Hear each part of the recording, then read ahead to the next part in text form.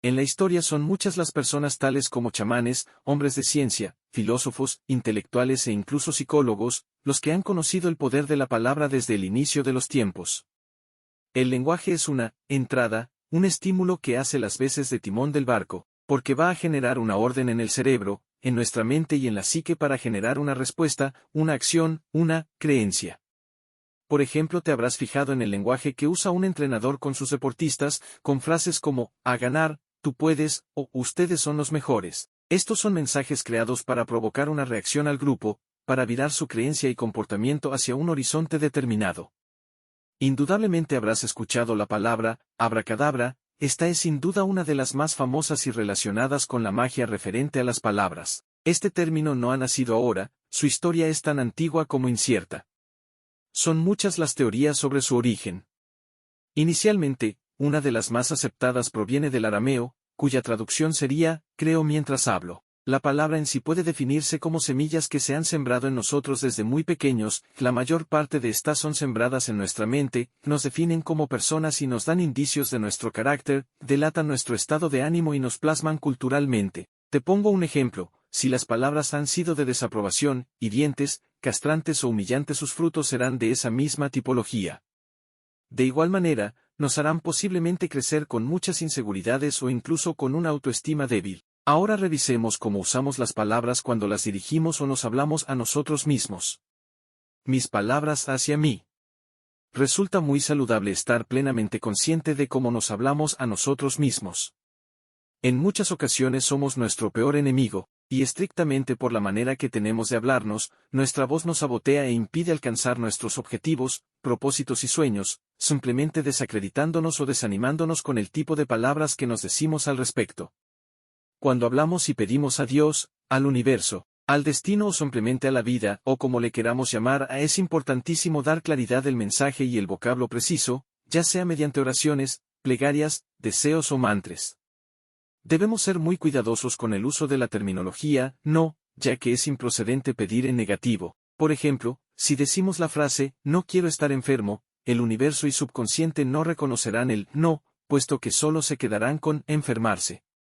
Para ello, el mandato correcto sería, estoy sano, o disfruto de salud, complementándolo con un agradecimiento por ello. Luego el poder de las palabras, son mandatos y órdenes que damos, por lo que tienen que ser muy exactas y precisas.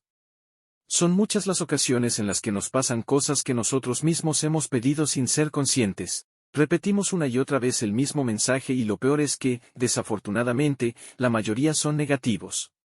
Debes saber que el universo nos escucha siempre y éste está dispuesto a darnos lo que pedimos, ya sea positivo o negativo. Es por eso que la repetición es una característica fundamental, ya que repetir la palabra o frase, se busca centrar la mente y generar un estado de concentración o meditación. Consejos para practicar el poder de la palabra. A nuestra mente no se le puede ordenar desde el pensamiento, es la palabra la que tiene la potestad de hacerlo. De esta forma, podemos utilizar este recurso haciendo que juegue a nuestro favor con los siguientes consejos. Primero, ser conscientes del tipo de palabras que estoy utilizando, si estas son positivas, transformadoras, o negativas, destructivas, y conocer todos sus efectos. También hay que tener en cuenta cómo hablamos tanto a nosotros como a los demás. Segundo, tienes la capacidad de elegir, así como de poner foco y conciencia en ello, saliendo así del modo automático y reactivo ante una situación. Tercero, utiliza un lenguaje positivo, con las palabras positivas tendremos un estado de ánimo admirable, y de esta forma lo transmitiremos a los demás. Estas palabras se convierten en imanes que permitirán la atracción de lo que queramos. Cuarto, controlar todas tus palabras, controlándolas seremos los dueños de nuestras emociones. Por ejemplo, cambiar, tengo un problema, por la oración, tengo un reto. Esto hará que nos lleve a sensaciones emocionalmente distintas y enfocar a la solución. Quinto, elogia, fíjate en lo que te gusta y en lo que hacen bien, aquellos que te rodean y hácelo saber. Sexto, evita la mediocridad, no insultes, no critiques. Los términos ofensivos solo crean barreras y malestar. Trata de desterrar de tu vocabulario palabras como fracaso, problema, lucha, amenaza, destruir, queja. Séptimo, formula en positivo, una frase tan común como, y no te olvides de, incita a la desconfianza y en este caso al olvido. Octavo, Responsabilízate, evita las quejas hacia otros, la culpabilidad y el victimismo. Trata de formar parte de la solución y no del problema. 9. Enriquece, tu discurso debe sumar y no restar.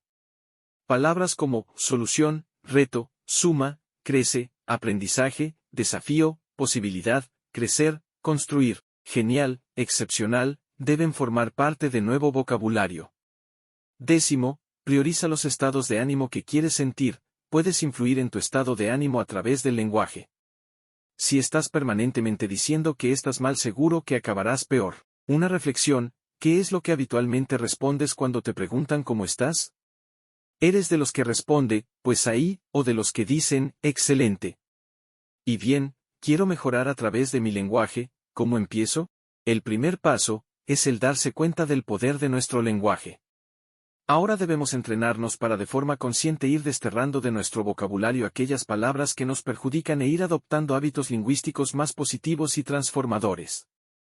Por ejemplo, sustituir, pero, por, y.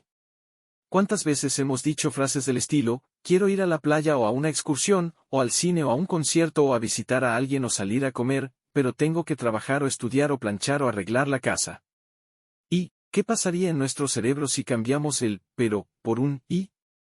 Quiero ir a la playa y tengo que estudiar.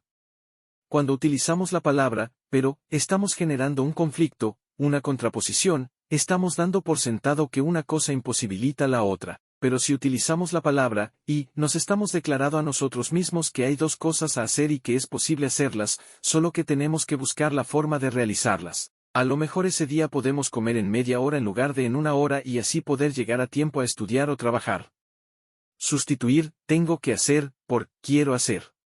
Las cosas que hacemos en nuestra vida, incluso las que no nos apetece hacer, las hacemos porque así lo hemos elegido. Puede que un día no nos apetezca acabar un informe y sintamos que lo tenemos que hacer por obligación, pero el beneficio de hacerlo, el tener un trabajo, poder mantenernos a nosotros y a nuestra familia, etc., es mayor que el tedio que nos produce redactarlo. Por tanto, si que queremos hacer ese informe, nosotros elegimos hacer ese informe. Para finalizar, ten presente, somos el resultado de nuestros pensamientos. Recuerda suscribirte, dar un me gusta si te ha interesado los temas que son tratados, así como la campanita de notificaciones, para que no te pierdas ninguno de los temas que tenemos para ti.